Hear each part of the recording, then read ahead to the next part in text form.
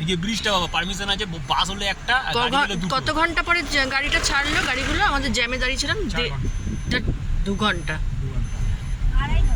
2.5 ঘন্টা পরে পেছনে গাড়ি লাইন দেখ, পেছনে দেখ 2.5 ঘন্টা পরে গাড়িগুলো ছাড়লো, আমাদের গাড়ি ছাড়া পেলাম।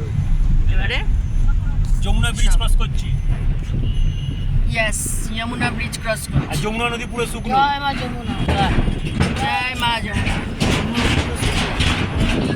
যমুনা নদী এই এখন এরকম। কত লাইন দিন গাড়ি